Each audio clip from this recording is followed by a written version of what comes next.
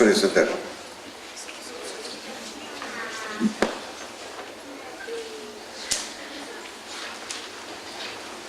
Portanto, estás pronto?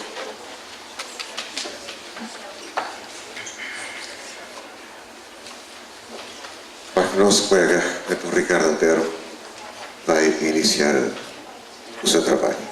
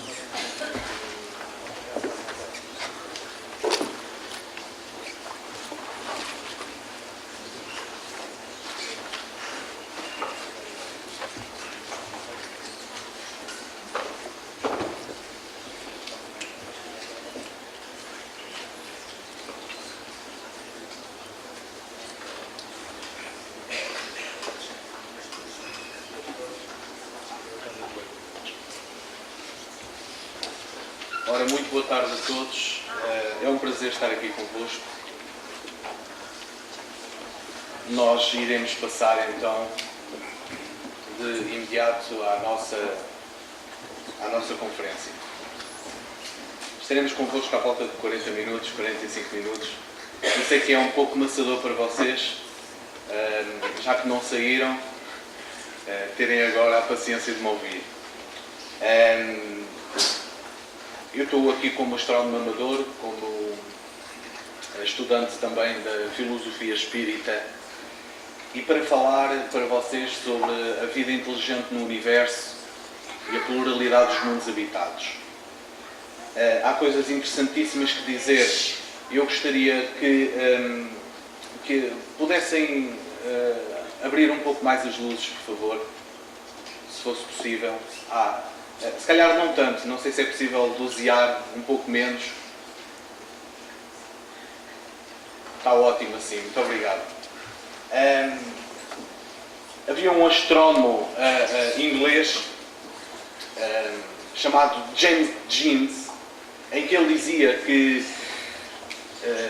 para nos dar a comparação, digamos, do lugar em que nós estamos em relação ao universo onde nos encontramos, porque quando nós à noite olhamos as estrelas, é importante saber, conhecer, ter algum conhecimento, saber onde é que nós estamos, afinal de contas, não é? Onde é que estamos localizados. E esse astrónomo dizia que se nós considerarmos, digamos, o tamanho do Sol como uma hemácia tem a dimensão de 7 microns. Cada micron representa a milésima parte do milímetro. Então vamos imaginar o Sol como uma hemácia. E ele dizia mais: se nós admitirmos que o movimento que a Terra faz ao redor do Sol, no seu movimento de translação, tem o tamanho da ponta de um alfinete, não é? E se continuarmos nesta ordem de pensamento e admitirmos também que a dimensão do nosso sistema solar, que vai desde o Sol, Mercúrio, até Plutão, tem a dimensão de uma moeda de 20 centavos, e considerarmos ainda que a dimensão da nossa galáxia vai desde o extremo norte da América do Norte ao extremo sul da América do Sul, vamos colocar essa moeda de 20 centavos em qualquer lugar desse espaço.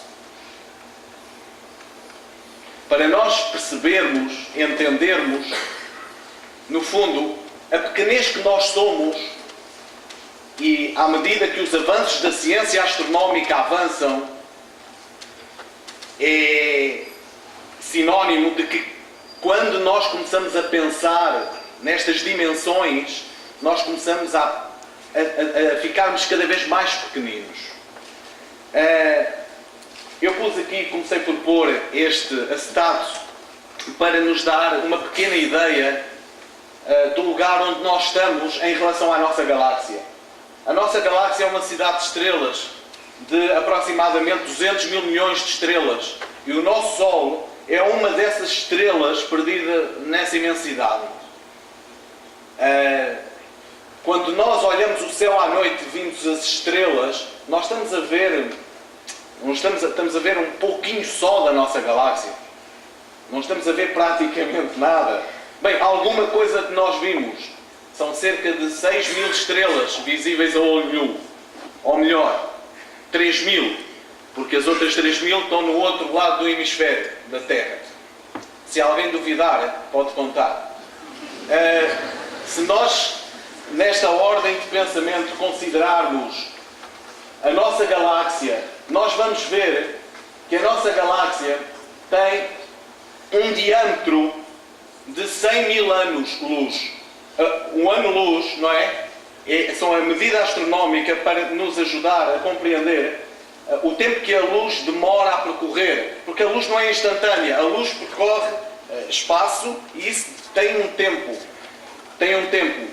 A velocidade conhecida como 300 mil, mais ou menos, aproximadamente 300 mil km por segundo, que é a velocidade da luz. Quer dizer que a luz, num segundo, percorre 300 mil km. É impressionante. Se nós considerarmos isso e olharmos para a nossa galáxia, nós vamos ver, se alguém conseguisse acender, tivesse a possibilidade, vamos imaginar, que alguém estivesse num extremo da nossa galáxia e acendesse uma luz e houvesse aqui uma outra pessoa deste lado, esta pessoa que aqui está só conseguiria receber a luz passado 100 mil anos. E nós estamos a falar, meus queridos amigos, de uma galáxia que é, digamos, esta grande cidade de estrelas onde nós estamos, mas no universo existem milhares de milhões de galáxias, como a nossa e diferentes da nossa também. O nosso Sol, neste esquema que aqui pomos, o nosso Sol está aqui. Quer dizer, o centro da nossa galáxia é composto por milhões de estrelas. O nosso Sol está ali. Nós podemos dizer que nem vivemos na cidade, digamos assim, somos suburbanos, digamos, não é? Desta grande galáxia. E nós, se tivéssemos a possibilidade de nos deslocarmos aqui agora, até ao centro da nossa galáxia, a viajar, imaginamos, 300 mil km por segundo, à velocidade da luz, nós demoraríamos 30 mil anos a chegar ao centro da nossa galáxia. E observamos, quer dizer, que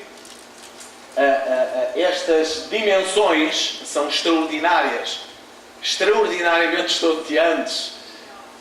E quando antigamente o homem pensava que a Terra era o centro do universo e que com o tempo e as investigações vieram a mostrar nem pouco mais ou menos. A Terra é um planeta perdido, é um grão de areia perdido num oceano cósmico. E sabemos que o que aqui está é apenas um molde para nós entendermos a grandeza onde nós estamos inseridos. Quando nós olhamos o universo, nós sabemos que a luz não é instantânea, como dissemos, que ela demora 8 minutos, praticamente 8 minutos e 12 segundos a chegar à Terra. A luz do Sol, que é a estrela mais próxima de nós, demora 30 minutos a chegar a Júpiter. Demora aproximadamente 5 horas e meia a chegar a Plutão. E as estrelas que nós vemos à noite são estrelas, na maior parte delas, são circunvizinhas da nossa. A maior parte delas. Se nós tivéssemos que nos deslocar até à estrela mais próxima, sem contar com o Sol, íamos até Alfa de Centauro. Demoraríamos à volta de 4 anos a viajar à velocidade da luz. E o nosso Sol é uma estrela solitária, digamos assim. E dizemos solitária porque quando nós consideramos a existência de estrelas e a forma como elas vivem agrupadas na nossa galáxia, vimos que a maior parte das estrelas são estrelas que vivem em sistemas binários ou grupos de 3 ou mais estrelas. São sistemas duplos. E há pouco nós ouvimos o nosso querido amigo na primeira exposição a falar de Sírios, que havia Sírios A e Sírios B. Então existem imensos sistemas de planetas e de estrelas que vivem agrupados uns com os outros. O Bert Reeves, que é um famoso astrofísico canadense, nos diz uma coisa interessantíssima. Quando nós consideramos a vida na Terra, nós sabemos que a existência do nosso sistema solar é de aproximadamente 4 mil bilhões. 4 a 5 bilhões de anos-luz, de anos. 4 a 5 bilhões de anos. E que a existência da natureza da matéria que faz parte do nosso planeta e dos outros planetas do nosso sistema solar, bem como do Sol, é uma matéria que não é uma matéria original. O nosso universo admite-se ter à volta de 14, 15 bilhões de anos-luz. O nosso sistema solar nasceu há pouco tempo. E antes da existência do nosso sistema solar, já existiam estrelas que brilhavam há mais de 12 bilhões de anos-luz só na nossa galáxia.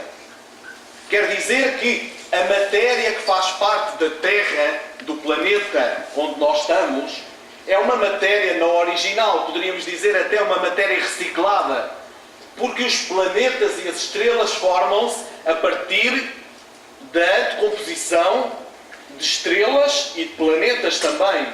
Tudo é aproveitado no universo, nada se perde, tudo se transforma.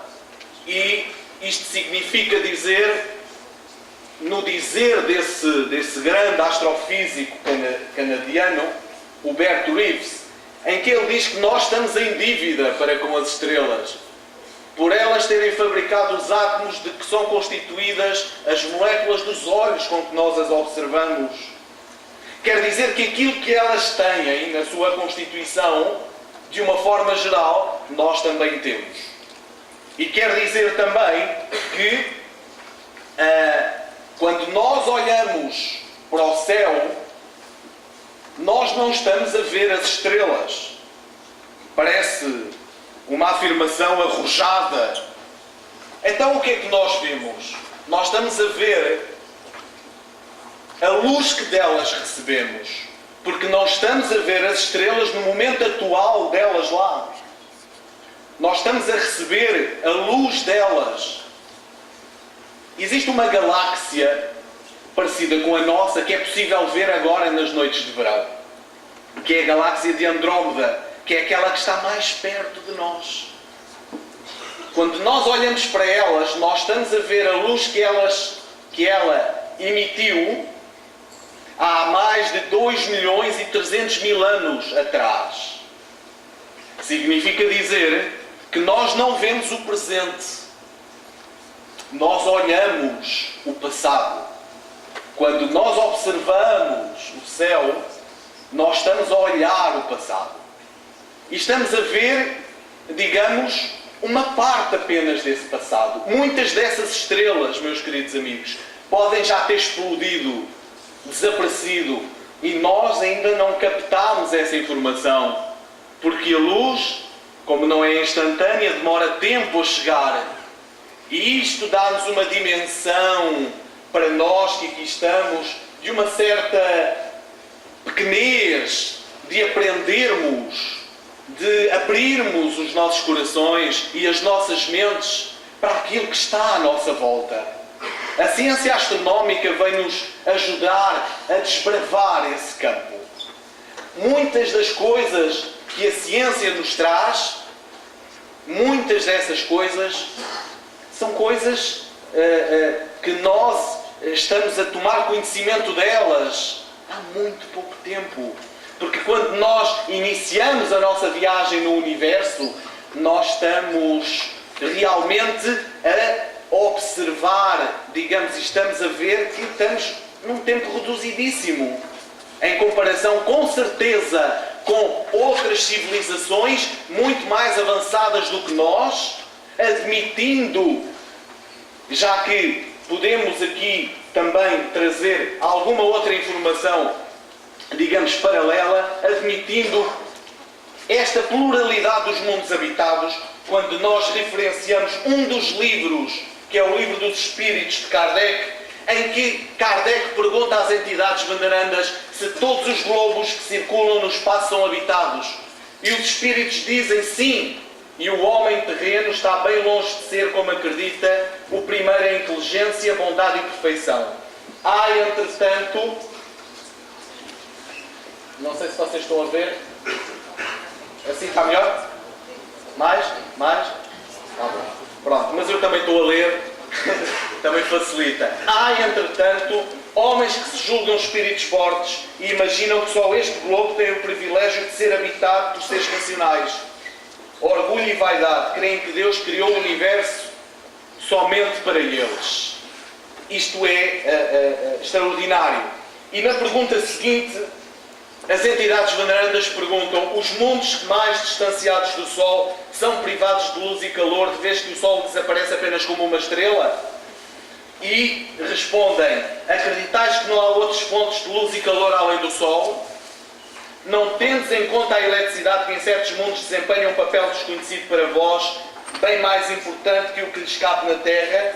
Aliás, não dissemos que todos os seres vivem da mesma maneira que vós, com órgãos semelhantes aos vossos. E o problema aqui, para muitas pessoas, reside precisamente aí. É que nós queremos que aqueles que vivem em outras dimensões vibracionais, em outros planetas, tenham a mesma condição de vida em relação a nós. Quando nós enviamos naves para Marte ou para a Lua, por exemplo, e não descobrimos nada, não é bem assim, porque há dados de quando o Armstrong esteve na Lua e o Aldrin viram objetos voadores que ali estavam e ficaram estupefactos com aquilo que viram. Estupefactos. Não foi transmitido pela NASA, foi apenas captado pelos radioamadores acerca desta questão. E nós vamos ver aqui, acerca desta questão, se os mundos mais distanciados, como é que, se eles não têm a luz, se a luz do Sol não chega lá, como é possível desenvolverem vida? É extraordinário quando a Voyager 1 e 2 sobrevoaram Júpiter, há uns anos atrás, detectaram que Júpiter era um planeta que emitia mais radiação do que aquela que emitia. Tinha fontes de eletromagnetismo extraordinariamente fortes e de raio-x. Quer dizer, acabava o planeta por emitir mais energia do que aquela que recebia. E há coisas curiosíssimas em relação a isso.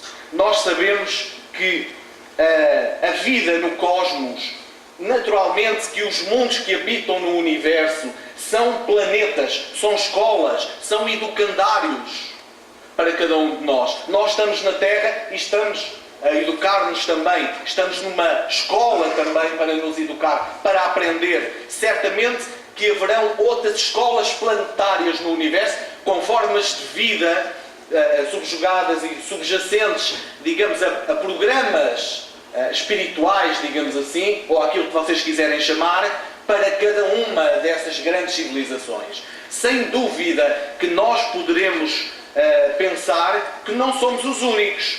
No início das conferências estava aqui o We Are Not Alone. Nós não estamos sós. E se nós considerarmos a vida no universo, nós vamos ver que a vida na Terra é recentíssima. Se nós considerarmos a vida no nosso planeta num ano, de janeiro a dezembro, o homem aparece nos últimos 2 minutos do dia 31 de dezembro. Comparativamente com todos os outros reinos, não é? Mineral, vegetal, animal, que antecederam a presença do homem na Terra. Porquê é que nós poderemos admitir, ou porquê é que nós seríamos apenas num grande grão, digamos, num grande seara de trigo, a única espiga que pudesse florir? numa imensidão de mundos, se nós admitíssemos, diz-nos um dos astrónomos mais conhecidos a nível mundial, 4 planetas em média por cada estrela só na nossa galáxia, nós teríamos 800 mil milhões de planetas. Se 1% desse número tivesse a mesma distância que a Terra tem em relação ao Sol, porque essa é uma das condições da comunidade científica internacional para admitir a vida como nós a concebemos, nós teríamos 8 bilhões de planetas na nossa galáxia. Se ainda 1% desse número nós admitíssemos que pudesse ter as mesmas condições de vida análogas àquelas que existem na Terra em relação a nós teríamos 80 milhões de planetas habitados iguais ao nosso. E isto deixa-nos com certeza, deve-nos deixar com certeza a pensar. A ciência da exobiologia, da astrobiologia, que estudam a vida fora da Terra, nos vêm dar dados extraordinários. A primeira é que a partir de 1995 é que eles começaram a descobrir cientificamente planetas extrasolares. Nesta altura caminha-se à volta de um planeta por mês em que se descobrem e que circulam outras estrelas na nossa galáxia. Neste momento há cerca de 80 planetas detectados extrasolares fora do nosso sistema solar. E os próprios cientistas vêm-nos dizer uma coisa extraordinária, que é: os seres vivos sobrevivem em lugares inóspitos em relação às condições que nós admitimos favoráveis para nós. Eles dizem-nos que a bactéria, por exemplo, este bactéria, eles têm nomes interessantíssimos para as bactérias. Então, esta bactéria diz-nos que sobrevive em crateras vulcânicas a temperatura de 113 graus. Suportam temperaturas de 15 graus negativos na Antártida. Vivem em rochas soterradas até 3 km de profundidade. Isto há coisas fantásticas, informação cada vez maior hoje em dia, que nos vem ajudar a compreender que a vida em outros planetas, em outras condições que não têm que ser iguais às nossas, é uma possibilidade no universo onde nós estamos inseridos.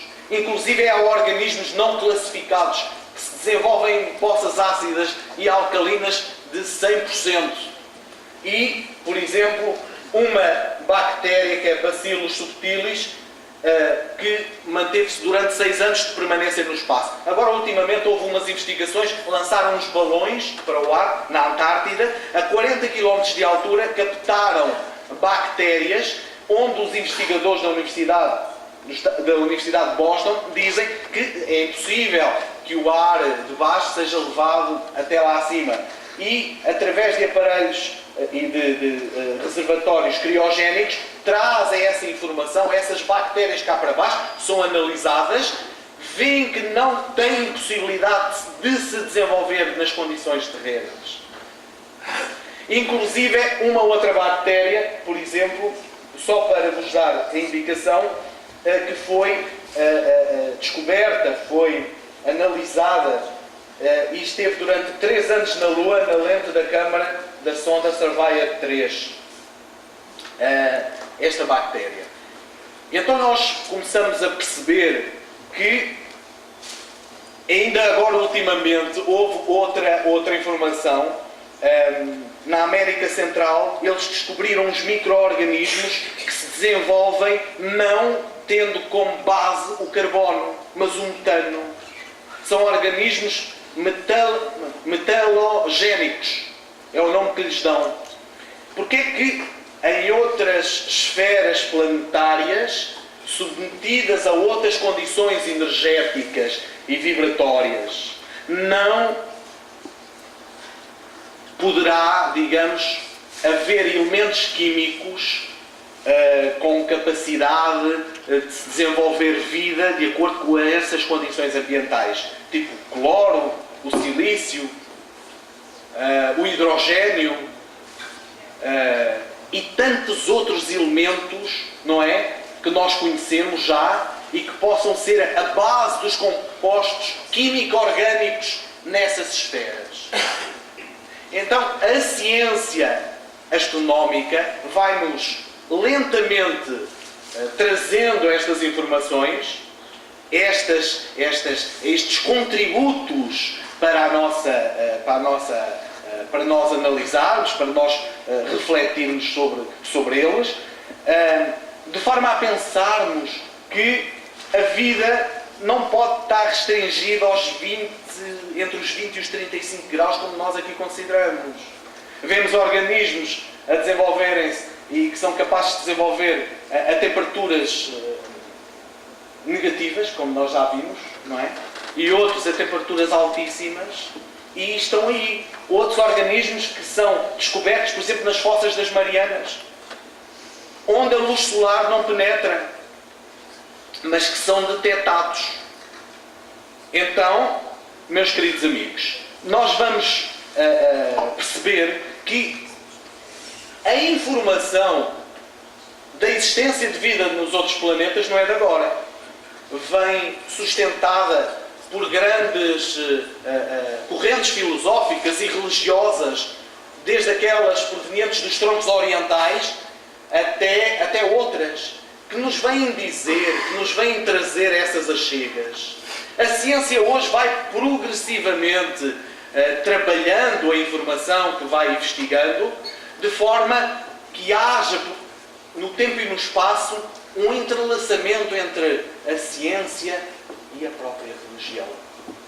Uma ligação entre estas duas áreas extraordinárias do conhecimento humano, que não podem nem devem ser desprezadas.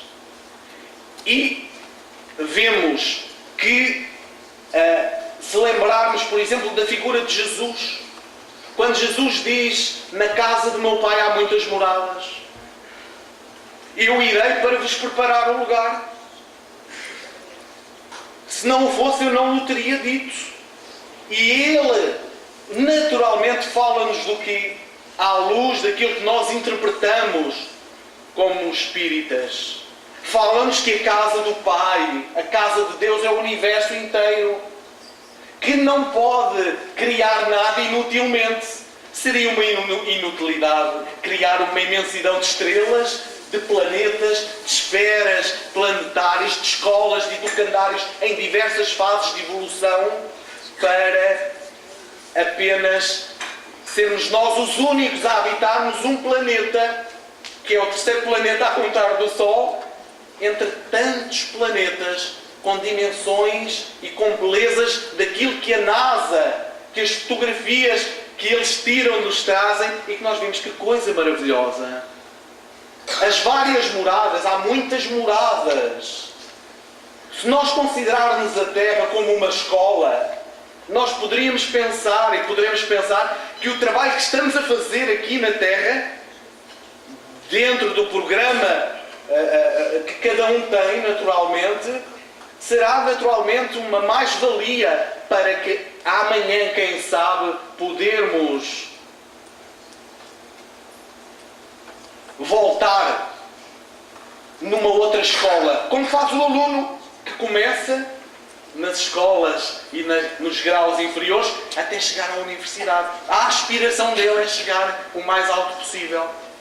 E se nós imaginarmos que cada etapa, cada ano escolar em que ele vai, é submetido a testes, trabalha-se a si mesmo de forma a conquistar o conhecimento, ele vai com certeza angariar conhecimento, valores, apetrechar-se de ideias, de valores de conhecimento, valores morais, para ascender e para um dia poder também integrar outras escolas planetárias naturalmente mais avançadas. Se existem irmãos nossos, poderemos dizer assim, de outras esferas que nos possam visitar, por que não? É uma realidade, mesmo do ponto de vista racional. Se nós temos a capacidade de enviar naves espaciais para a Lua, para o Sistema Solar, para fora do Sistema Solar, para sondar os enigmas desses planetas, porque é que não haverão outras civilizações que muito mais amadurecidas do que a nossa, de sobrevoar e cruzar os nossos passos, de nos deixar mensagens extraordinárias para o amadurecimento do próprio homem, o amadurecimento moral do próprio homem. E nós entendemos que nós, em relação ao universo, somos isto. O que aqui está? Somos ainda uns bebés que estamos a crescer para dilatarmos os nossos graus de consciência, para percebermos que na vida nós não estamos sós. Temos muitas coisas que aprender naturalmente e temos que saber abrir-nos interiormente a novas mensagens. Não que tenhamos que as aceitar, mas que as possamos meditar, refletir, como disse o nosso querido amigo Paulo, não é? Meditar, refletir, pensar, até sustentarmos, alicerçarmos as nossas ideias numa fé racional. Por que não? E nós gostaríamos, para terminar, de mostrar apenas aqui um acetato que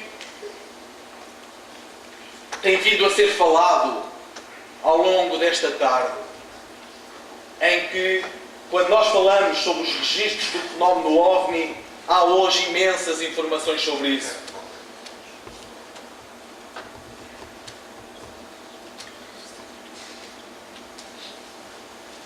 Sob a forma de radares, sob a forma de satélites geoestacionários. Existem satélites que estão situados, meus queridos amigos, na Terra. Alguns estão situados a 36 mil km de altura. São designados como satélites geoestacionários. Por exemplo, o GOES 8, em que ultimamente captou a imagem de uma nave espacial, portanto, pairando, não é? No nosso planeta. Um dos investigadores que analisou essas imagens veio-nos dizer que a dimensão dessa nave, aquilo foi passado na televisão chilena, a dimensão dessa nave foi captada em infravermelho por esse satélite, tinha a dimensão de 400 km, aproximadamente. E nós ficamos assim um bocado pasmados, assustados. Digamos, como é que é possível haver um objeto com estas dimensões? Não é? Mas nós, cada vez mais, não temos que nos admirar com aquilo que vai aparecendo. Poderemos, antes de aceitar, essa informação pode ficar de quarentena, não é? Nos nossos corações, até que novas provas possam ser somatizadas para nossas reflexões futuras. 400 km. É incrível. A própria astronomia está deparando-se ultimamente com informações que têm vindo ultimamente, que têm sido recebidas completamente dispares. Conceitos que têm que ser postos em causa, de leis que têm que ser postas em causa, de conhecimentos teóricos que existiam sobre a expansibilidade do universo, sobre a forma como as coisas estão organizadas, que têm que ser postas em causa. O Hubble, ultimamente, captou na direção do centro da nossa galáxia, isso foi investigado por o Sr. Michel Mindilo, da Universidade Norte-Americana, em Boston, em que ele nos dizia que aquilo que eles estavam a ver, captada pela câmara de infravermelhos do Hubble, era uma estrela tão grande, estava a 25 mil anos-luz de nós, ela não era visível diretamente, porque havia matéria escura que se interpunha entre nós e ela.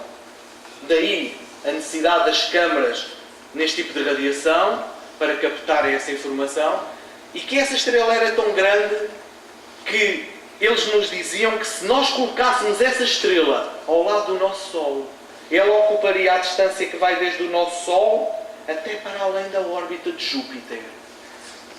Ela liberta, é uma estrela jovem, tem apenas 3 milhões de anos. É verdade, é jovem. Houve uma vez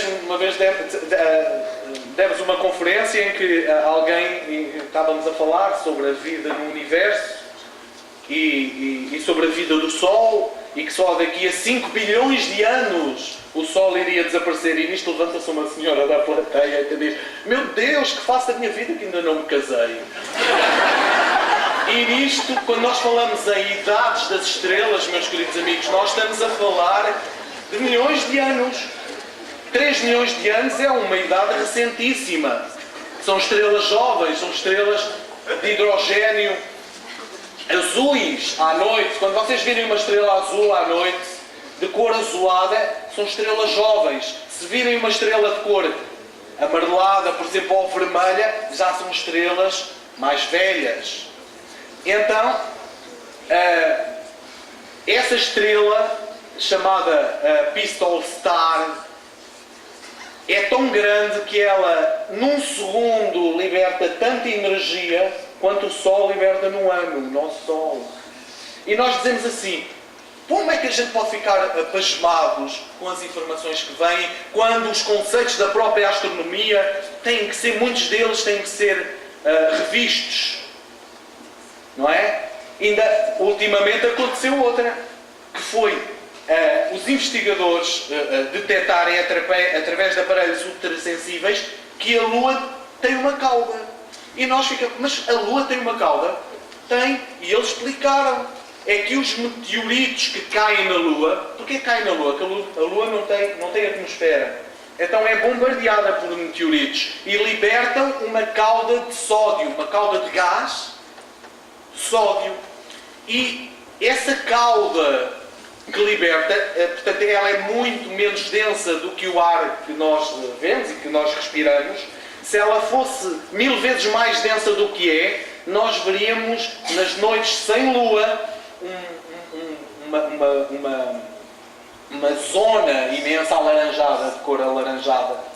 E eles disseram-nos, em novembro último, essa cauda, que normalmente atinge 100 mil quilómetros, em novembro último, devido à grande quantidade de impacto de meteoritos que caíam na Lua, essa cauda ficou com a dimensão de 800 mil quilómetros, que abarcava a própria Terra. E nós ficamos: pois, está bem. Ficamos assim, um tanto ou quanto estupefactos com estas informações. Outra, a existência de um planeta que eles descobriram na nossa galáxia que tem 17 vezes maior do que Júpiter. Vocês imaginam Júpiter? Só para vos dar uma ideia, a Terra acaba em Júpiter 316 vezes. Júpiter, que é o maior planeta do Sistema Solar. Então, Júpiter é um planeta que eles dizem-nos que, se tivesse um pouco mais de massa do que aquilo que tem agora, deixaria de ser um planeta, passaria a ser uma estrela. E nós, em vez de um Sol, teríamos 2. Por isso costuma dizer que Júpiter é uma estrela falhada. E eles estavam-nos a dizer que tinham detectado a existência de um planeta 17 vezes maior do que Júpiter. E não emitia radiação, não emitia luz. E ficaram: como é que é possível? É que os conceitos que nós temos sobre planetas, sobre anãs brancas, sobre anãs castanhas, sobre as estrelas, têm que ser revistos. E é bom que assim seja, estarmos cada vez mais atualizados, pensarmos que as ideias que nós tínhamos na nossa mente como certas, passam a ser postas em causa hoje. E temos que pensar nelas. Temos que meditar sobre elas. Uma outra informação, esta foi a descoberta, foi-nos trazida pelos nossos amigos espanhóis aqui ao lado, em que eles nos diziam, detectaram a existência, olhem esta, é impressionante, a existência de uma bolha de água maior do que o tamanho do nosso sistema solar, que está a 2000 anos-luz de nós. Eles não sabem que nome é que vão dar àquilo, porque não há conceitos ainda, definições, dentro da comunidade astronómica internacional, para definir este tipo de acontecimentos que chega até nós. Está a 2000 anos-luz de nós, desloca-se a uma velocidade de 32 mil km por hora. E eles admitem que aquela bolha de água, uma bolha de vapor que ali está, tenha sido expelida por uma estrela em formação. Então porquê é que nós temos que nos admirar com ovnis, ou aquilo que vocês quiserem chamar, com naves, de 400 km? Se nós, não é, estamos aqui neste planeta ainda há tão pouco tempo. Começámos agora ultimamente a fazer os nossos ensaios para fora da Terra. Porquê? E naturalmente surge sempre aquela questão: se há vida fora da Terra, porque é que não é possível nós contactarmos com eles? Se calhar isso tem sido feito ao longo dos tempos, mas porquê não de uma forma autêntica, real?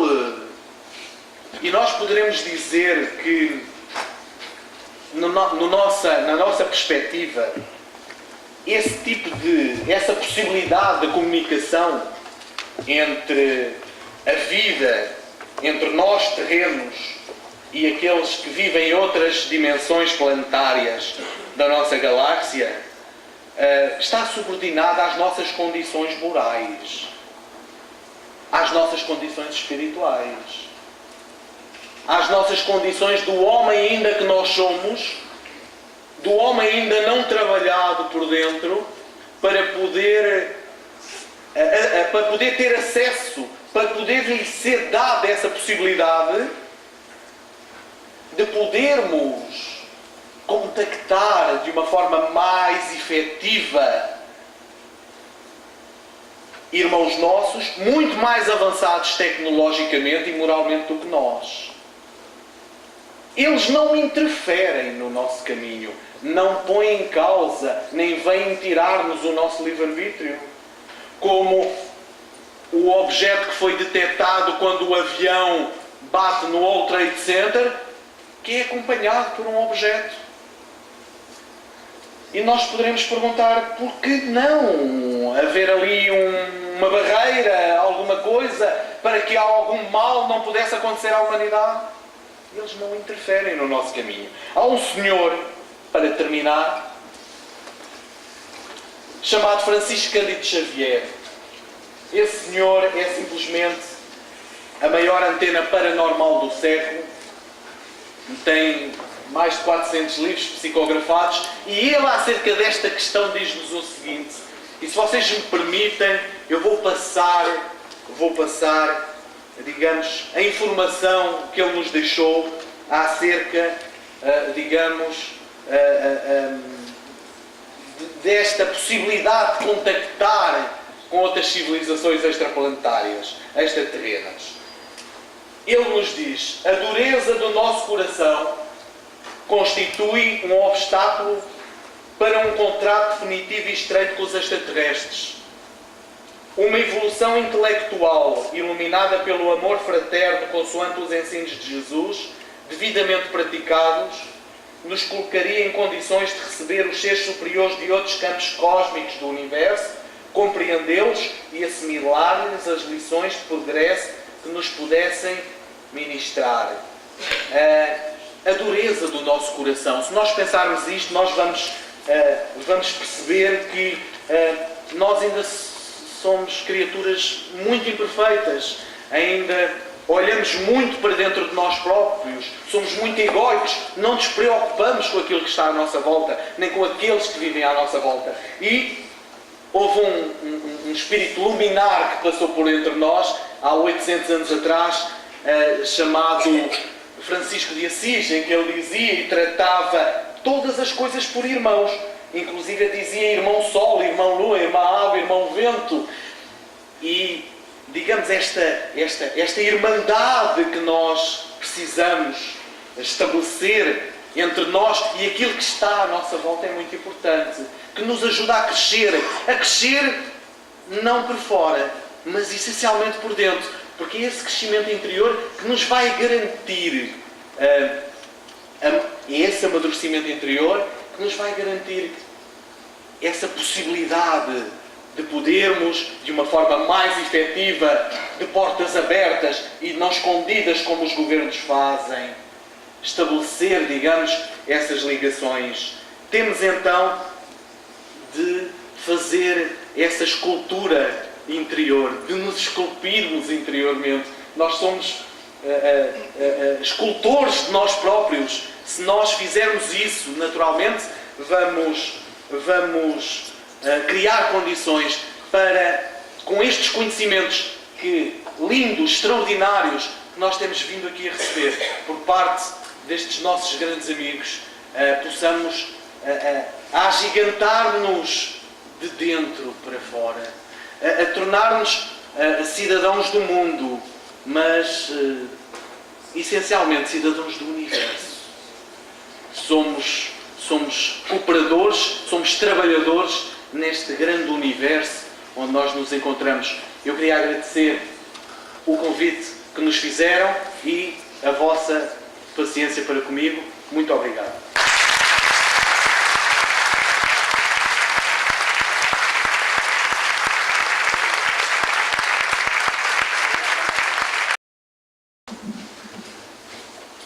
Então, meus amigos, ouçamos o Dr. Jorge de Matos.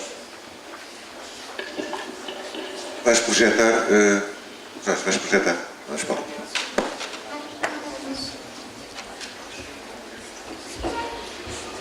Boa tarde a todos. Em primeiro lugar, quero naturalmente agradecer a gentileza do convite que me foi estendido pela organização para estar aqui neste encontro, que a imagem naturalmente daquilo que nós vemos é um perfeito sucesso, e faço votos desde já para que encontros como este possam repetir cíclica e periodicamente nestas temáticas, o que de há muito não se passa naturalmente em Portugal, pelo menos há perto de 5 anos. Em segundo lugar, quero fazer uma retificação em relação ao anúncio que foi formulado no cartaz do acontecimento. À frente do meu nome aparece, atrás, mas concretamente atrás, aparece uma titulatura que não está correta, como professor doutor. Eu não sou doutorado, não sou igualmente também professor universitário, sou de facto colaborador, isso não foi mencionado, sou colaborador do Instituto de Sociologia e Etnologia das Religiões da Universidade Nova de Lisboa. Em parte é nessa condição que eu também me encontro aqui hoje, e esta comunicação, que receio bem não possa estar à altura do brilhantismo e da vivacidade dos oradores que me precederam, será na ótica das ciências humanas, de uma forma muito específica, num âmbito, num setor, se quisermos, deste tema que nos traz aqui hoje, e que se relaciona de facto dentro da ovnologia, ou dentro das temáticas da exobiologia e da eventualidade da vida extraterrestre, com a questão precisamente dos contactos, do contactismo. É essencialmente isso que me proponho aqui, sobretudo, alertar de uma forma sistematizada. Eu inicio com uma apresentação esquemática do sumário daquilo que basicamente iremos abordar, em 2 pontos, após naturalmente a necessária introdução. O primeiro ponto, no que toca a uma retrospectiva mitológica da transcendência extraterrestre, isto é, de que forma no passado, genericamente, como é lógico, em termos de raízes mitológicas humanas, verificamos sempre a presença arquetípica deste princípio de uma transcendência consciente em relação à vivência civilizacional humana, e isso vamos efetivamente abordar de uma forma sintética em 3 subpontos. Primeiro que tudo, a religiosidade alienígena. Na gênese da religiosidade humana encontramos sempre, de facto, a proveniência exterior, se quisermos, exobiológica da vida na Terra. Em segundo lugar, o problema da mitologia aeroespacial, de que forma é que a própria mitologia humana ofere sempre de implicações e está revestida de implicações que se relacionam de uma forma muito direta, muito concreta, com os céus, não apenas no sentido atmosférico, mas no sentido, como dizem, por exemplo, os antropólogos do sagrado, no sentido verdadeiramente uraniano, isto é, de um céu tremendo e transcendente, que é a fonte de tudo aquilo que existe, visível e invisível, físico e não físico. Um terceiro subponto, uma relação direta entre o contactismo e o estabelecimento dos contactos e a forma como mecanicamente os contactos eventualmente ocorrem e a sua difusão informativa e o tipo de informação veiculada. E, num segundo grande ponto, vamos então abordar uma área extremamente sensível, mas indispensável, cada vez mais nos tempos que correm, e aproveitando naturalmente esta grata ocasião em que aqui nos encontramos, que é, de facto, a relação entre o sectarismo contactista a nível de conceitos e critérios. Conceitos de definição, critérios de classificação, mas, acima de tudo, naturalmente, dar este alerta bastante importante e premente. Mais uma vez, em 3 subpontos. Primeiro que tudo, algumas definições de caráter preliminar, obviamente necessárias. Em segundo lugar, de que forma é que realmente nós encontramos um processo criativo, um processo gerador destes grupos e da sua organização. E, em terceiro e último lugar, alguns critérios metodológicos concretamente e, sobretudo, o que não é menos importante, as suas consequências clínicas, por vezes nefastas. E, na medida do possível, tentaremos concluir. Eu inicio com a citação de um trecho que me parece particularmente significativo. Um livro algo antigo em Portugal, embora, apesar de tudo, pouco conhecido, porque realmente passou bastante despercebido até hoje. Foi editado em 1977, afirma as profecias do Papa João XXIII, um livro extremamente interessante e pertinente, e cito apenas este trecho numa das profecias que realmente é fundamental, neste caso, como mote de partida. E cito então: sempre mais numerosos os sinais. As luzes nos céus serão encarnadas, azuis, verdes, rápidas, aumentarão. Alguém vem de longe, quer encontrar os homens da terra. Já houve encontros, mas quem verdadeiramente viu, calou-se. Se uma estrela se apaga, já está morta. Mas a luz que se aproxima é alguém que morreu e que volta. Nos papéis do subterrâneo de ferro de Werner, sempre secretos, a resposta é às claras. A época não é aquela que conhecemos. E vamos então introduzir. No contexto contemporâneo de uma vivência multidisciplinar da realidade transcendente do sagrado, atualmente, nos dias de hoje, marcada, como todos sabemos, por um lado pela heterogeneidade das igrejas tradicionais, por outro, dos grupos New Age, do folclore popular, dos revivalismos, os novos movimentos religiosos teológico-libertários e fundamento-milenaristas, dos revivalismos neopagãos, das confrarias místicas, dos centros espíritas, das ordens e das fraternidades iniciáticas, pretende-se abordar um fenómeno sociológico ou espiritual absolutamente atual, ainda que pouco divulgado. Naturalmente, como já referi, a ovniologia contactista. Por esta designação define-se toda a aparente diversidade de relacionamento volitivo e consciente entre a humanidade e as eventuais entidades tripulantes dos chamados objetos voadores não identificados, presumivelmente de origem extraterrestre, bem como diferentes civilizações estelares e planetárias, telepaticamente acessíveis, ainda que sideralmente distantes. Para além da evolução histórica sucinta desta tipologia fenoménica, pretende-se ainda perspectivar alguns conceitos metodológicos de caracterização comportamental, bem como as implicações religiosas do passado experimental de contacto com a dimensão extraterrestre. E imediatamente vamos nos integrar no primeiro subponto, a religiosidade alienígena, que nós temos ali. A noção exobiológica de exterioridade genética ou ancestral da vida na Terra é uma realidade existencial evidente, quer para toda a religiosidade humana arquetípica, quer para as ciências sociais e físico-químicas, casuisticamente representadas por Francis Crick, Prémio Nobel da Medicina e da Fisiologia em 1962, e pelo astrofísico britânico Sir Frederick Hoyle, da Universidade de Cambridge, e ainda pelos cientistas norte-americanos Carl Sagan, já referido, e Christopher Cheever, exprimindo esta mesma noção, uma interminável demanda de auto- e heterotranscendência face ao cosmos, exemplificável, por exemplo, na assimilação antropomórfico-politeísta de determinadas constelações e corpos celestes aparentemente isolados, ou seja, a divinização humana, a atribuição de características humanas e múltiplas a várias divindades em função, naturalmente, das suas ligações estelares, astrais ou sistémicas no que toca ao fundamento cósmico, ao firmamento cósmico.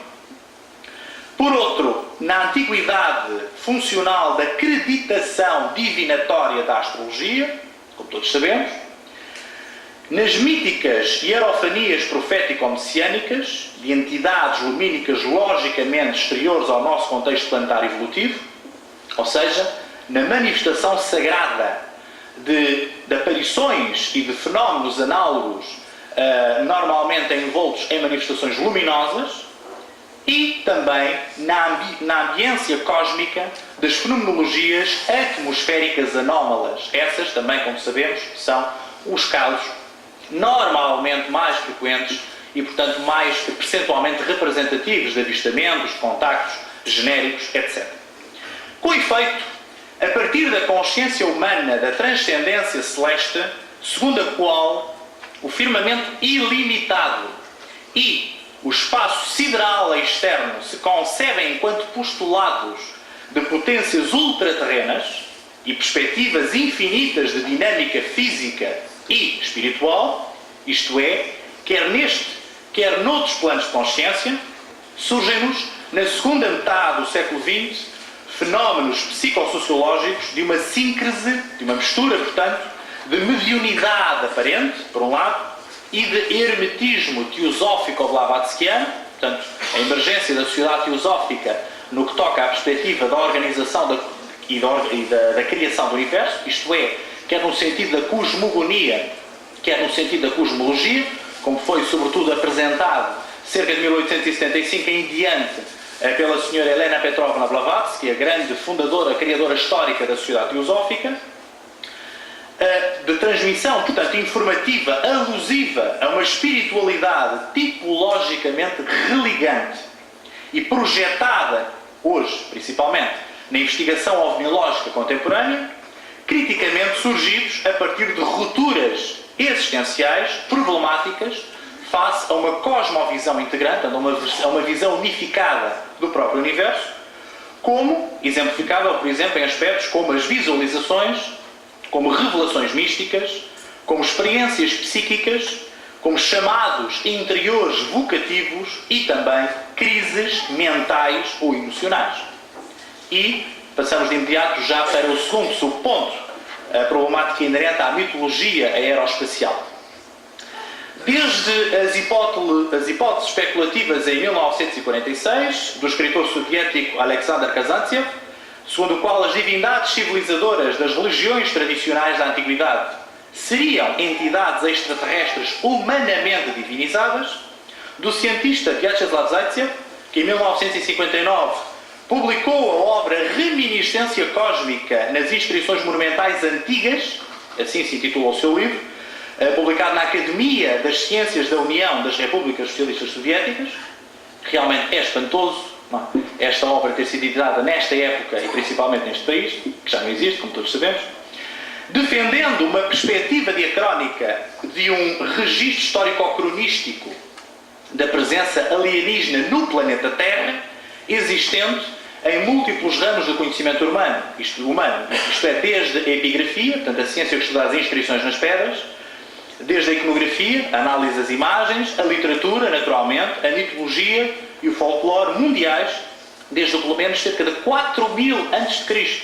até ao termo da Idade Média, dos astrónomos Evgeny Krikha e Alexander Zavaritsky. Aliás, o professor Zavaritsky foi há bocado visto, como nós tivemos a oportunidade de constatarem naquelas imagens passadas na comunicação do Paulo Cosmelo, ambos membros da Comissão de Estudos de Meteoros da URSS, que afirmaram ter descoberto organismos microscópicos fossilizados em asteroides provenientes das cinturas orbitais de Marte e Júpiter, passando pelas primeiras observações aéreas oficialmente registadas e morfologicamente descritas de discos voadores, como também foi aqui referido, nas imediações do Mount Rainier, no estado norte-americano de Washington, pelo empresário norte-americano Kenneth Arnold, e pelo conhecido também despenhamento incidental polémico de um noticiado veículo alienígena nos arredores da cidade rural de Roswell, no estado do Novo México, ambos, respectivamente, quer em 24 de junho, quer em 8 de julho de 1947. Marcando assim estes aspectos, a gênese oficial da era moderna da ovniologia contemporânea. Chegamos, após todos estes aspectos focados, ao escritor suíço, também há pouco visto, Erich von Däniken, cujas obras da década de 1970, sistematizantes de uma aparente perspectiva tecnológica das diversas escrituras sagradas conhecidas, revolucionaram sensacionalmente, como todos sabemos, a literatura de mistério.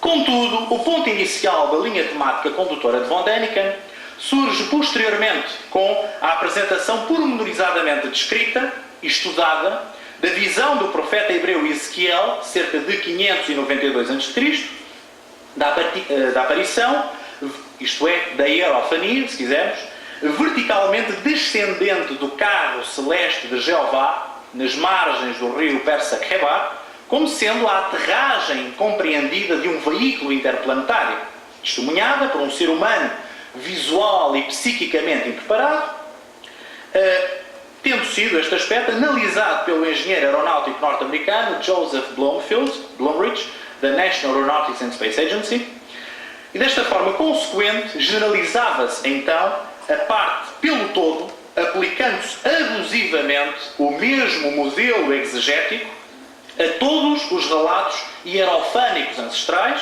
por um lado, e avalizando-se plenamente, em termos científicos e tecnológicos, a tese de von Däniken, por outro, influenciando assim definitivamente a visão atual da ovniologia contemporânea sobre este assunto.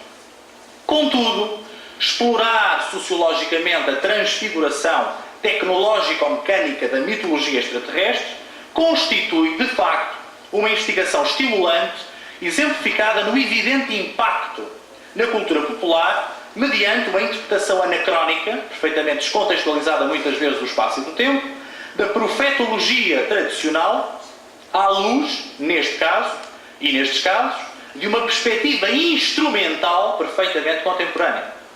O sociólogo francês Jean-Bruno Renard, da Universidade de Montpellier, assinala o providencial pioneirismo soviético na gênese da temática contactista, em função de uma argumentação logicamente subordinada ao materialismo dialético da ideologia científica oficial do respectivo Estado ateu marxista-leninista, aliás, o que não seria de estranhar, como é lógico. Procura-se assim ultrapassar, na civilização ocidental, o vácuo constatado pela metodologia histórico-crítica das Escrituras, tanto através do protestantismo, dos séculos XVIII e XIX, e pela teologia revolucionária da morte de Deus, na primeira metade do século XX, resolvendo-se, desta maneira, o abismo entre o substrato religioso judaico-cristão, predominante, e uma ciência instituída de cunho filosófico técnico-mecanicista, através de uma tradução materialista da mitologia bíblica, em que a crença nos objetos voadores não identificados, como veículos interplanetários, se integra num sincretismo, a tal mistura, como eu já referi, científico-espiritual, sucedâneo materialista da religião, Knox, em que a função soteriológico-redentora, ou seja, a função de salvação, a função salvífica da divindade, se transfere para entidades físicas extraterrestres. E normalmente isto é uma situação a que as pessoas muitas vezes não prestam a mais pequena atenção quando manifestam e despertam, de uma forma até por vezes saudável, o seu fascínio pelos OVNIs. E passamos então ao último subponto deste grande ponto primeiro. Contactismo e informação. Assim como o etnólogo francês Bertrand Lahuste, da Universidade de Paris, constatou a instrumentalização jornalístico-bibliográfica alienígena dos arquétipos literários da ficção científica do final do século XIX, como a obra literária de Júlio Verne, por exemplo, e o primeiro estudo sociológico contemporâneo sobre a mitologia extraterrestre, realizado pelo psicólogo inglês Hadley Cantrell, comprovou a estreita relação daquela com a tensão pré-bélica e o temor invasionista hostil e externo, veiculados pela imprensa e pela produção cinematográfica científica ou ficcional da Guerra Fria, retomando as divulgações catastróficas genocidas do ensaísta inglês Herbert George Wells e do ator norte-americano Orson Welles. Também Jean-Bruno Renard observou a maior incidência daquele aspecto, portanto, no período de descolonização territorial africana nas décadas de 1950 e 1960 e consequente aumento de aversão às autonomias condicionadas das civilizações nativas pelas respectivas metrópoles estrangeiras centralizadoras, numa clara defesa, portanto, do espírito das resoluções anticolonialistas da Conferência Afroasiática de 30 países não alinhados reunidos em 1955 na cidade indonésia de Bandung. Reparem como isto são balizas cronológicas extremamente importantes para perspectivarmos inclusivamente a emergência frequentemente sensacionalista e fantasista, como é lógico, de muita literatura sobre a ovniologia, muitas vezes naturalmente desprovida de seriedade, mas em função precisamente, digamos de formas mais simples, de como param as modas das tendências da civilização ocidental. Isto é extremamente importante para percebermos inclusivamente a própria emergência das vagas informativas e literárias que muitas vezes não têm a ver necessariamente com o fenómeno em si e com a sua permanência e profundidade. Com o dialbar da década de 1950, o messianismo OVNI transformou-se em esperança soteriológica, naturalmente, e veículo de recusa crítica socio-institucional à negação governamental de uma classificação informativa político-militar dessa insólita fenomenologia aeronáutica, assumindo o visitante extraterrestre o caráter de mensageiro fraterno em vez do de invasor violento, naturalmente, transmitindo admoestantemente a solução da crise ambiental e civilizacional planetária, cuidado, e antecipando em cerca de 20 anos o misticismo ecológico do movimento hippie ocidental, anunciador de uma nova era de fraternidade cósmica, sob o signo astrológico da universalidade de Aquários. O posicionamento frequentemente sectário dos grupos contactistas conduz a uma autopersuasão constante da aparente verosimilhança da sua mensagem específica, a partir de notícias de imprensa ocasionais, agentes enquanto fatores de catalisação aglutinante coletiva e incentivos cíclicos, isto é, periódicos, de difusão informativa eventual, como, naturalmente, as perspectivas conspirativo-governamentais do Major da Força Aérea dos Estados Unidos, Donald Keyhoe, a polémica Operação Secreta Federal Norte-Americana Majestic 12 e a inerentemente alusiva obra literária especulativa The Matrix. Apesar de projetar escatologicamente, isto é, no fim dos tempos, o paraíso futuro de uma nova super-humanidade na Terra, renovada a partir de uma integral e catastrófica catarse, isto é, purificação planetária, numa diálise, num binómio, num diálogo conceptual de diametral complementaridade entre o céu uraniano celestemente ambíguo, de onde provêm os diversos divinos mensageiros extraterrestres, frequentemente hierarquizados numa estrutura militarizada, em claro e evidente contrassenso com a mensagem pregada de fraternidade cósmica, a ovniologia contactista radica as suas origens de forma indissolúvel e longínqua nos nebulosos alvores histórico-míticos da própria espiritualidade humana ancestral, relacionando-se com uma revelação superior e exógena, isto é, cuja origem vem de fora, simultaneamente fenoménica e psíquica. Contudo, assistindo à sua gênese contemporânea tecnológica, nos contactos imediatos venusinos de 1952 do imigrante polaco George Adamski, radicado nos Estados Unidos da América, posteriormente seguido em 1955 pela publicação em Chicago do texto alienígena psicografado na década de 30 do livro de Urantia, e pelas primeiras referências no início da década de 1950 ao comandante intergaláctico Ashtar Sheran, invocada em 1954 pela contactada americana Dorothy Martin, e no ano seguinte na comunicação psicográfica ao médium Ethel P. Hill, além de mencionado pelo italiano Eugenio Siracusa, na gênese do seu Centro de Estudos Fraternidade Cósmica, em 1962, isto é, 10 anos após o seu primeiro contacto, que lhe chamava o amigo do homem, e atualmente Ashtar Sheran, integrando o património conceptual de praticamente todos os movimentos contactistas atuais da autodenominada linha crística, integrada pelos que afirmam responder telepaticamente ao comando da Confederação Interplanetária. Continuou o síndrome adamskiano a concretizar-se em circunstanciais e polémicas falsificações fotográficas de pretensos veículos extraterrestres. Como sabem, há imagens de George Adamski que estão comprovadamente falsas. Há outras que ainda não foi possível chegar efetivamente a essa verificação. Portanto, esta polémica prossegue naturalmente.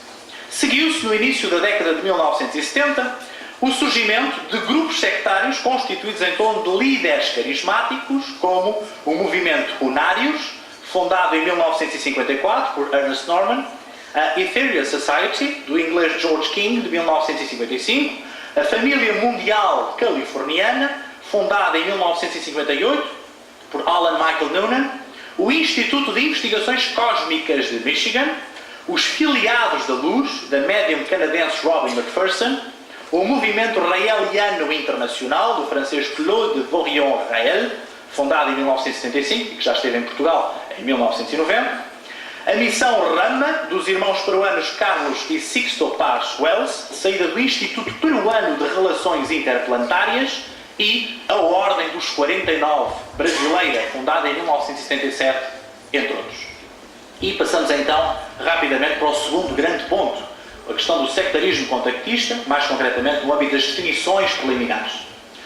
No contexto genérico, ainda que restrito, dos grupos contactistas, independentemente da veracidade aparente ou não das respectivas mensagens específicas, importa-nos particularmente refletir numa ótica de caracterização sociológica sobre aqueles que comportam uma dimensão identificativa de seitas destrutivas, entre aspas, ou grupos ideológica ou popularmente estruturados e autoconcentrados face a um exterior considerado caótico, que é a sociedade exterior, a sociedade normal, desenvolvendo-se arbitrariamente estes grupos num cariz proselitista, psicopatológico, de aceleração demográfica ou milenarista, portanto as catástrofes do final do tempo e a necessidade de crescer em números, não é? Portanto a reprodução humana desses mesmos grupos, dentro desses mesmos grupos, face à iminência do final dos tempos, e submetendo-se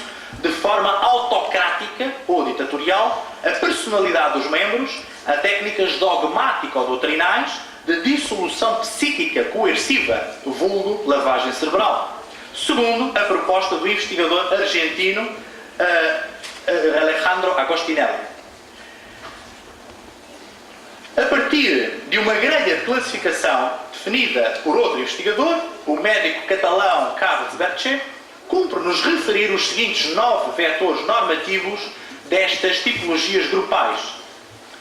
Inicialmente temos a questão do grupo coeso, porque realmente, ainda que aparentemente descoeso, encontra-se estruturado em grupos organizados em torno da crença doutrinal de base, em níveis ou células de trabalho, nos quais uma forte coesão interna permite o desenvolvimento das restantes características. O segundo aspecto, que é a questão do líder carismático, em que, ainda que acessório, funciona como um catalisador magnético da aglutinação social do grupo, enquanto foco polarizador dos membros constituintes, um papel preponderante desempenhado pelo sexo masculino por mera funcionalidade sociopsicológica. Um terceiro aspecto, que é a questão naturalmente da doutrina, em que, sucintamente adjetivável de extraterrestre, entre aspas, de caráter sincrético, portanto as tais misturas, por assim dizer, escatológico e neoplatónico, com uma visão eclética dos vários textos sagrados e das personagens histórico-messiânicas, neoplatónico no que toca à vária relação dimensional dos níveis de manifestação do universo, o céu e a terra genericamente, mas neste caso numa ótica essencialmente física e tecnológica, assumindo ainda uma irrefutabilidade literal e indiscutível por parte de qualquer adepto do grupo, inerente à sua natureza oficial de revelação textual alienígena, isto é, externa e superior. Isto é, portanto, quando há determinado tipo de informações que supostamente são de proveniência extraterrestre, o facto de não serem naturalmente discutíveis e não se poderem discutir, pode assumir muitas vezes características verdadeiramente dramáticas no interior destes grupos. Um quarto ponto, que é a sua estrutura piramidal, totalitária e imobilista, em que cada grupo macrodimensional ou multinacional integra estruturalmente coordenações locais ou regionais, amplificantes do respectivo território de implantação e subordinados à cúpula máxima, por vezes indiretamente através dos seus lugartenentes, isto é, através dos seus delegados, dos seus representantes estruturados e hierarquizados. O 5, que é a adesão total, e naturalmente nesta adesão há também a questão da inerente ruptura de laços sociofamiliares e profissionais exteriores e consequente dependência grupal das pessoas face ao grupo, no que toca à inserção comunitária, que é frequentemente enclausurante. O 6º, uma supressão total das liberdades individuais, subordinando a intimidade e a vontade pessoais à hegemonia da planificação grupal. O indivíduo está única e estruturalmente submetido à planificação do grupo, normalmente é feito pelo seu líder, não podemos esquecer. O 7º, que é a recusa da sociedade, a sociedade naturalmente exterior ao próprio grupo, numa perspectiva escatológica ou milenarista, frequentemente cataclísmica, em que apenas sobreviverá quem estiver em comunhão com os mensageiros extraterrestres, preparando-se o mundo para uma destruição apocalíptica, uma transformação civilizacional ou um advento interplanetário. O 8, a questão do proselitismo, naturalmente para um incremento demográfico ou comunitário, através da cooptação de candidatos interessados e convertíveis em novos adeptos, manifestada em diversas metodologias públicas de recrutamento externo e rendimento financeiro ou patrimonial, isto não é descurar, como é lógico, como atividades culturais ou terapias clínicas, muitas vezes são capa, naturalmente, de outros processos que ocorrem. E, finalmente, as atividades. Estas atividades são concretizadas mediante uma grande diversidade das tais metodologias didático-culturais. Colóquios, conferências, palestras, congressos, encontros, debates, reuniões, mesas redondas, seminários, simpósios, workshops, ações de formação, cursos, passeios, visitas de estudo, excursões, certames, sessões de esclarecimento e divulgação informativa. Claro, um pequeno alerta, muita gente faz isto, não significa que estejamos a incluí-los numa ótica negativa destas seitas destrutivas do contactivo, fecha parênteses, ou atividades clínico-terapêuticas e humanitário-caritativas, como meditações individuais ou coletivas, recolhas beneficentes de fundos, roupas ou alimentos, etc, etc, etc. E aqui, naturalmente, idem aspas do que eu acabei de dizer ainda há pouco. Projetando assim externamente o grupo com o objetivo de incrementar os seus contingentes demográficos e o seu património financeiro.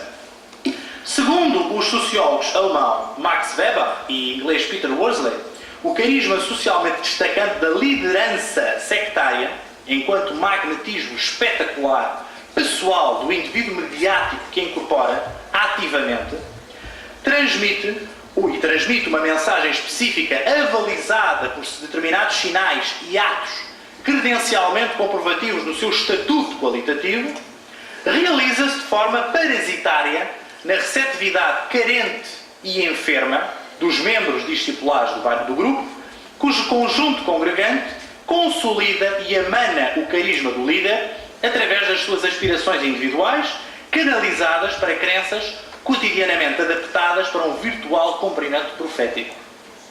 Um outro aspecto preliminar igualmente importante deste grupo consiste na relação carismática entre a liderança sectária e a mensagem transmitida, quer como transmissora profética desta, quer como sua proclamante constituinte, em função do que qualquer movimento alicerçado nesta, em substituição daquela, representa uma autoridade descentralizada ou até mesmo ausente por disfunção ou encarceramento, incrementando assim a sua hegemonia, o seu domínio influente, mediante uma aparente reputação persecutória de sacrifício.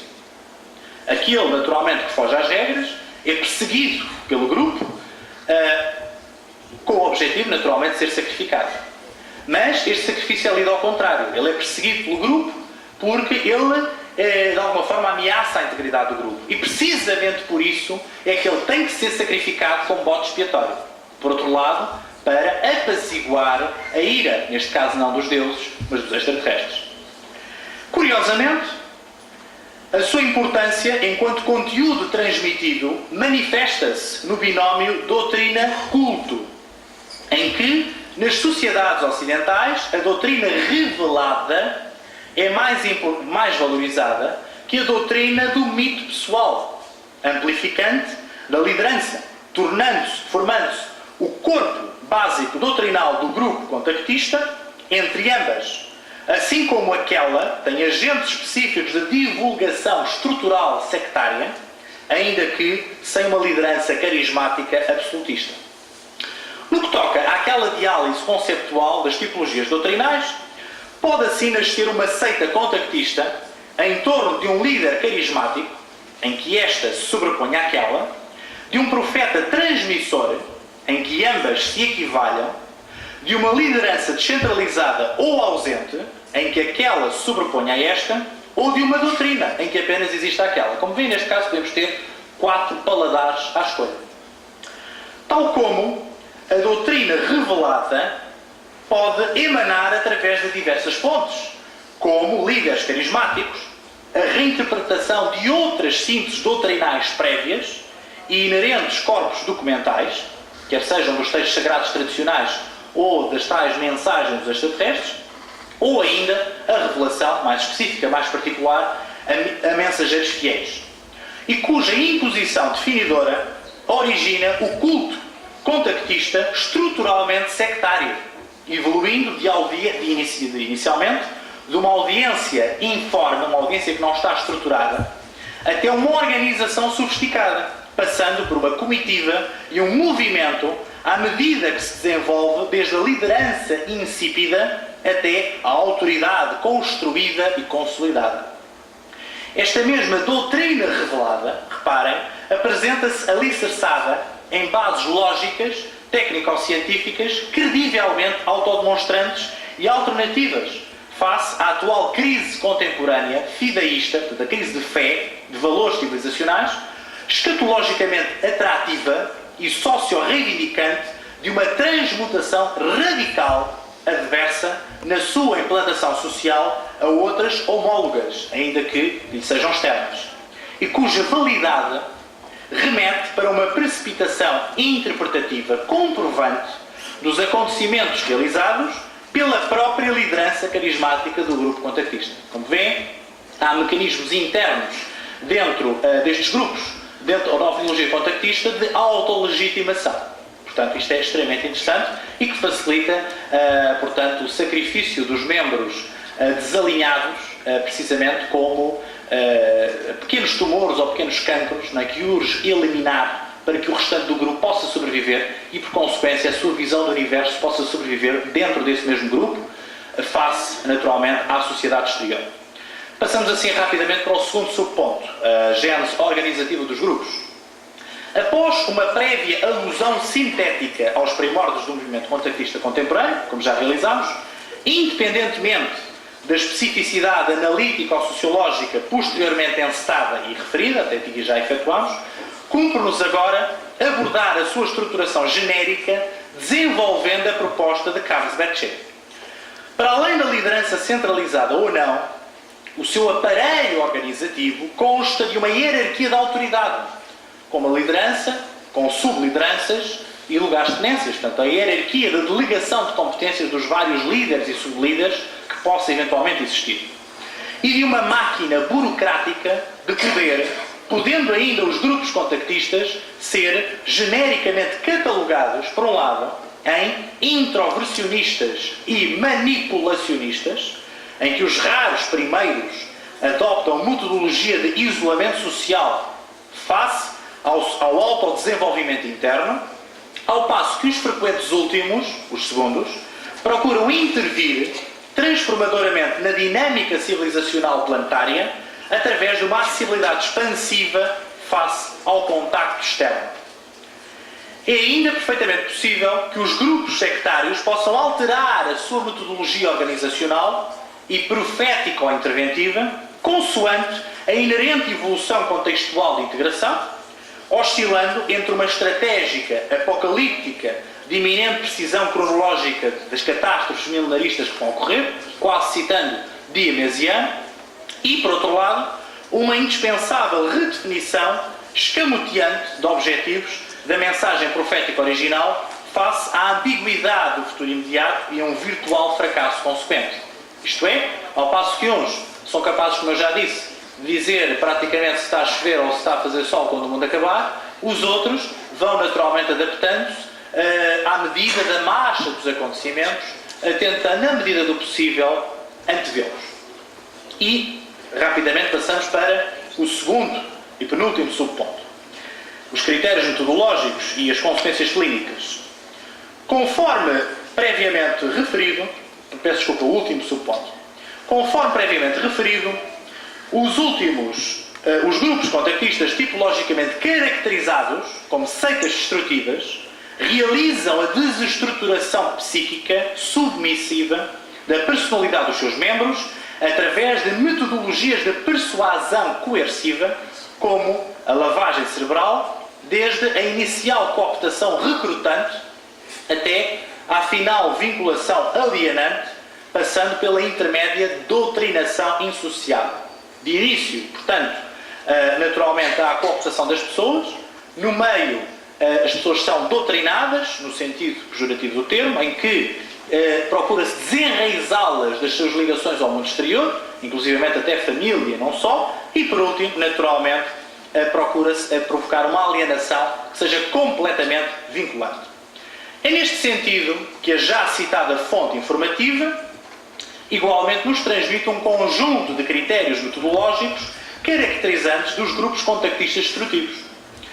Por um lado, temos aqui, naturalmente, a questão do isolamento, em que, mediante um ambiente aparentemente atrativo para os potenciais novos candidatos, uma vivência quase monástica ou congregacional e um respectivo comunitarismo patrimonial, todos partilham os bens que dispõem, a abolição radical de todas as relações familiares, pessoais e socioprofissionais prévias, se possível, a censura interna informativa face ao exterior e a respectiva adaptação fenoménica à doutrina profética vigente, de toda a informação que é filtrada, a definição imposta de clichês e dogmas normativos, a atividade permanente e contínua, a emblemática e a terminologia distintivas, a dependência grupal e virtual, a hostilidade exterior em relação ao mundo que nos rodeia. Um segundo aspecto, naturalmente, a questão da supressão da individualidade, confirmada, portanto, pela prévia fusão comunitária com o grupo, mediante um projeto ideológico comum, uma relação psicanalítico-dependente maternal com a seita e paternal com o líder carismático, consoante a sua compacticidade dimensional, consoante a dimensão que ela assume e a sua coesão, e consequentes degenerações extremistas de autoculpabilização, punitividade e sexualidade sadomasoquista, respectivamente, quanto ao líder e ao seu rebanho. Em alguns casos, as coisas realmente atingem pontos, no mínimo, curiosos.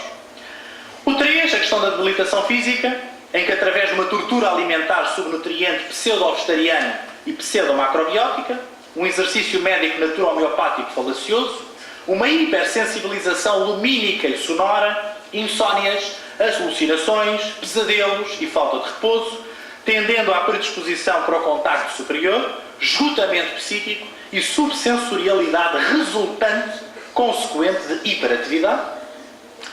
Depois, a anulação do discernimento, mediante a culpabilização censurante e condenatória, bem como a exposição humilhante de quem nega externa e internamente o dogma imposto e questiona o caráter extraterrestre da mensagem transmitida e a indiscutibilidade funcional da doutrina revelada, reparem, e a obediência submissa ao líder carismático pela aplicação aderente da doutrina do mito pessoal. Pessoal, naturalmente, do líder.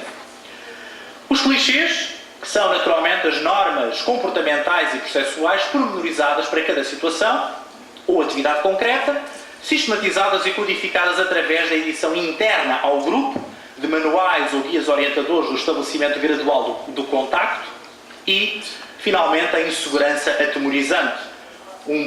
Uma provocação de pânico pela iminência constante da perda punitiva da estima por parte do líder carismático e da segurança do grupo, incentivando pavor face ao ameaçador mundo externo, desencorajando assim os membros confusos a abandonarem a seita.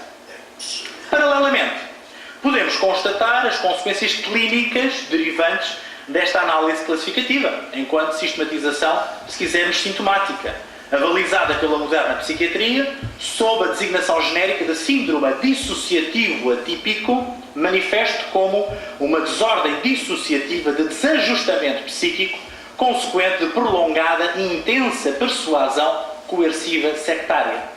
E, naturalmente, temos aqui 3 aspectos. As alucinações psíquicas, com uma ausência de sensitividade e subjetividade individuante da pessoa, através de falsas alucinações, sim, porque também há alucinações verdadeiras e falsas, sensações protelepáticas e impressão de autoexterioridade psíquica, portanto, como se fossem manifestações psíquicas exteriores à própria psique do indivíduo, mas que naturalmente ele recebe psiquicamente, privações de repouso, visualizações hipnagógicas, ou seja, de imagens induzidas durante estados de sono, e isolamento sensorial pseudo-meditativo. Um segundo aspecto, as personalidades patológicas, em que, mediante alterações psíquicas e conducentes e tipologias comportamentais específicas, sendo o líder carismático geralmente paranoico, autossubestimante, egocêntrico, ascético em privado, intransigente e tirânico em família, analisável pela psiquiatria analítica como resultante da prévia preponderância prepotente do genitor do sexo oposto ao seu, desconfiado e susceptível, e o adepto dependente, inseguro, irresponsável, conformado, submisso e insatisfeito, psiquicamente justificável pela educação desempenhada por genitores superprotetivos. E finalmente então, os delírios paranoicos sistematizados, se já não nos bastasse este cardápio magnífico. Destacáveis naturalmente em 2 subtipos. Os idealistas passionais, por um lado, fixação num sistema ideológico e do seu dever auto-assumido e o transmitir através de uma atividade proselitista, divulgadora, informativa ou associativa, e os delirantes de afiliação, quase os aficionados, convictos de pertencerem às tendências dinásticas, aristocráticas, reais, messiânicas, avatáricas, proféticas ou extraterrestres. Finalmente, cumpre-nos apenas referir que o abandono de um grupo deste tipo por um seu membro, além da extrema dificuldade psiquicamente desgastante que representa, igualmente acarreta depressão, sentimento de solidão, autoestima negativa, autoculpabilidade, difícil readaptação à vida cotidiana, entupimento mental, tendência para estados alterados de consciência, angústia de regressão pessoal e aversão e temor face ao grupo e complexo autopersecutório. E, findo isto, então, passemos de imediato à conclusão, que a hora já vai tarde. Para além dos mensageiros isolados missionalmente, autopersuadidos mais ou menos conhecidos, e dos grupos contactistas em tudo distintos desta fenomenologia de insólito fundamentalismo, optou-se por uma especificação tipológica, na segunda parte, naturalmente, diferenciada face ao contextualismo introdutório da primeira, em função de uma evidente representatividade estatística ou sociológica, enquanto manifestação contemporânea típica, generalizada de relação com o sagrado. Atenção, é neste aspecto que eu quis vincar muito bem esta abordagem.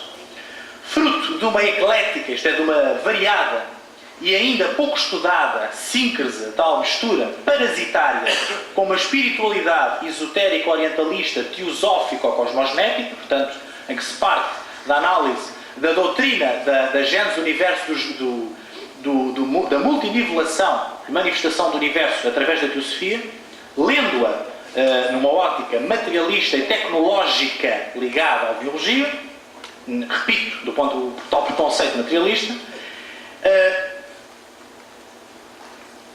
enquanto, precisamente, manifestação contemporânea desta generalização.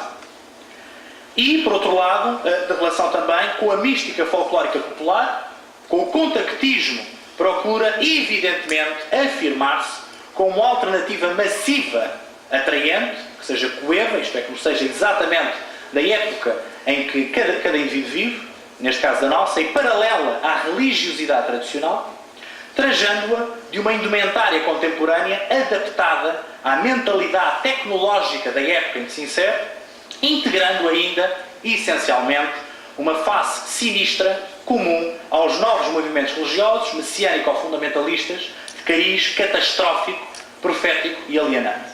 Contudo, uma sua ampla divulgação recente na cinematografia e na literatura temática atuais remete-nos para um grande interesse contemporâneo que sinaliza a necessária intervenção urgentemente pluridisciplinar das ciências sociais e humanas, e não só, num âmbito até aqui perspectivado com pouca ou nenhuma honestidade, que é mau. Contudo, exercendo sempre uma crescente influência preponderante nas estruturas sociomentais do desenvolvimento civilizacional humano. É tudo. Muito obrigado.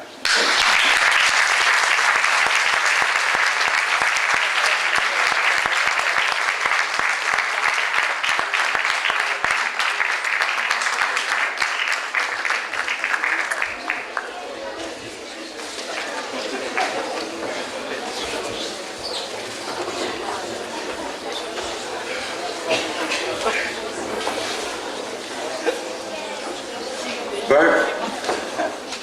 navegamos desde estas 4 horas e tal em que estivemos juntos, navegamos desde a apresentação de factos concretos e observações até realmente a uma síntese feita pelo nosso amigo Jorge Naves, em que faz uma aproximação também sociológica de comportamento a tudo o que o antecedeu.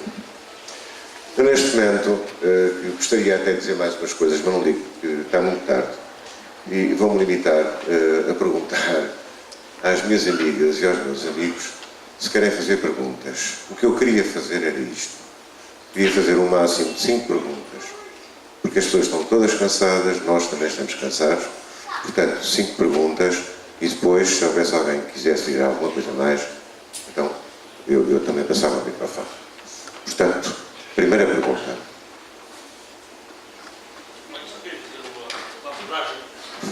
Não, eu queria primeiro perguntas e depois abordagens. Pronto, a pergunta é esta, fiquei esclarecido o seguinte. Não se importa de falar.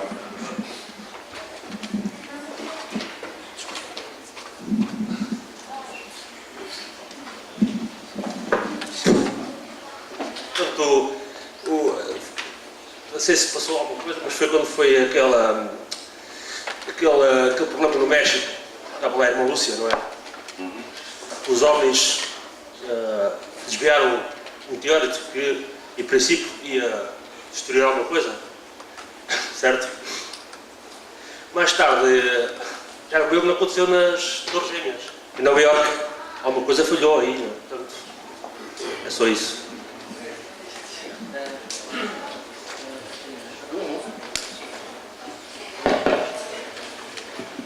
Realmente há muita pertinência e agradeço imenso a sua pergunta, porque vai poder esclarecer realmente aqui alguns pontos, que é o seguinte.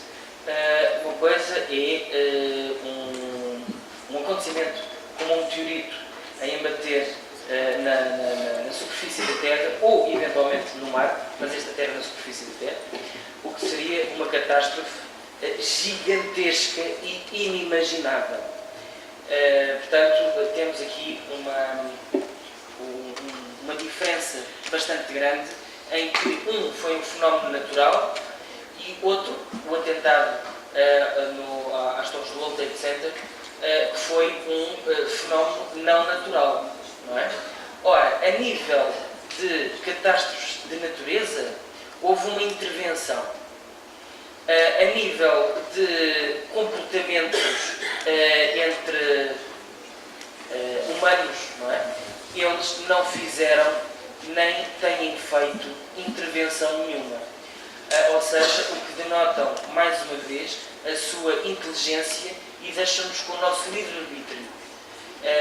Mas vou até mais longe, e muito rapidamente. Quando nós passamos a ser perigosos mais que a conta, vá lá, uma perigosidade muito acima do normal, então eu acho que poderá haver uma legitimidade por parte desses seres de quererem defender as suas casas noutros pontos do universo, porque se o nosso planeta explodir por um uso e abuso de energia nuclear, por exemplo, ou entre outras coisas, mas se o nosso planeta explodisse, podia afetar a casa de milhões e milhões de seres noutros lados. Mas, mais uma vez, então, não interviram no nosso comportamento e no rumo da nossa história, mas interviram deixando-nos à margem de uma catástrofe natural. Muito obrigado. Eu só acrescentava uma coisa, que é isto. Já pensou que numa situação, por exemplo, das torres, em que há realmente qualquer coisa ali, é possível, e neste momento, em termos da física, já é possível, haverem uns senhores que somos nós, daqui a 3.000 anos, queiram observar um desvio histórico que aconteceu exatamente quando houve a destruição das torres. Portanto, nós mesmo, recuando e viajando no tempo, podemos vir assistir realmente àquele acontecimento. Não podemos interferir na mesma, porque senão mudamos outra vez o curso da história. Portanto, esta era outra perspectiva que eu vos queria deixar. Muito obrigado. Mais perguntas? Ora, está. Em relação à Cueva de los Taios, gostaria de saber aquela equipa japonesa. Veja se consegue falar mais claro e mais claro. Com o microfone um bocado mais afastado, porque o que está a ouvir é o ruído. Mas também já deve ter percebido a minha questão. Gostaria de saber se em relação à equipa japonesa que foi lá posteriormente, não percebi se foi posterior, se anteriormente, se não há nenhum relato, nenhumas filmagens, nenhumas fotografias, não há nada. Em relação a essa expedição japonesa, continuamos à espera dos resultados dessa mesma expedição. Não, que eu saiba, ainda não foi editado nada. Talvez ainda estejam a preparar. É muito natural. Normalmente, todas estas conclusões de trabalhos, expedições, etc., demoram o seu tempo. Mas não temos qualquer feedback da expedição japonesa. Curioso será dizer que os japoneses nestes campos estão em todas. Já no México, durante uma grande vaga de avistamentos, veio, e tenho uma série de imagens também captadas pela cadeia de televisão CD? Não, NBC. NHK, exatamente. Obrigadíssimo. Exatamente. Que conseguiram, vieram rapidamente logo de avião e conseguiram captar imagens dessas ondas de avistamentos e fizeram as posteriores análises. Portanto, mas, no que respeita a expedições a grutas misteriosas ou locais mais sensíveis em termos de saídas de informação, porque há muita gente que nesse campo não fala nem quer falar, não há estudos tão aprofundados como a nível da biologia. Muito obrigado. Mais perguntas?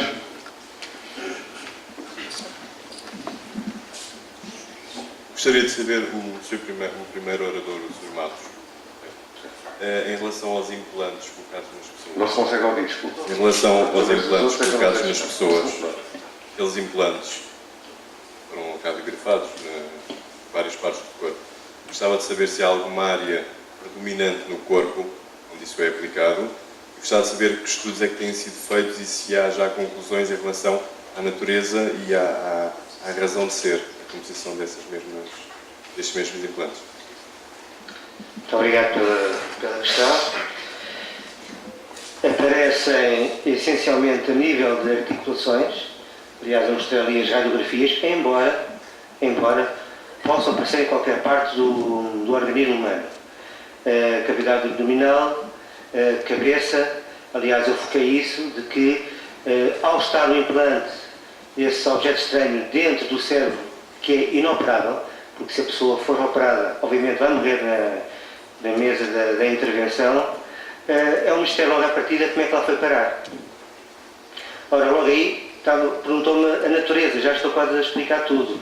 Obviamente a natureza não é, à luz dos conhecimentos atuais, natureza terrestre, não é? Como é que, com a tecnologia que hoje em dia, felizmente já a nível de medicina, para operar o que era inoperável há alguns anos, como é que ainda não se consegue extrair um aparelho que entretanto foi lá parar? As características desses aparelhos são um mistério. Especula-se que eventualmente possam ser para estudar o próprio indivíduo que foi alvo desse mesmo implante, porque são artefactos eletrónicos, conforme eu também disse, alteram as leituras eletromagnéticas de um computador Geiger, etc. Em quem tem aparecido, mais uma vez, ninguém de especial, são pessoas normais, pessoas no seu dia-a-dia, que tiveram a sorte, para eles se calhar até foi um azar, de terem um avistamento, sofreram tal lapso de tempo, ou começarem a ter hemorragias nasais. Aliás, é um dos locais onde grande percentagem dos implantes são colocados, é a nível das fossas nasais. A pessoa começa a ter hemorragias nasais, clinicamente chamada epistaxe, não é? Com alguma frequência, que até aí não era muito vulgar. Claro, vai ao médico, ao otorrinolaringologista e verifica que há ali qualquer coisa que não é normal, tem lá um objeto. É extirpado, é analisado, é radiografado. As conclusões que chegamos é que efetivamente é de uma tecnologia não conhecida e especula-se para o que poderá ser. Conclusão objetiva, espero ter dentro de algum tempo, mas ainda não tenho. Estamos a entrar na área da nanotecnologia. Já se consegue criar e verificar estruturas super pequenas, não é? Portanto, estaremos a criar condições para conseguir, digamos, discernir sistemas infinitamente pequenos. Isto é entrar num campo novo da medicina e não só, da nanotecnologia.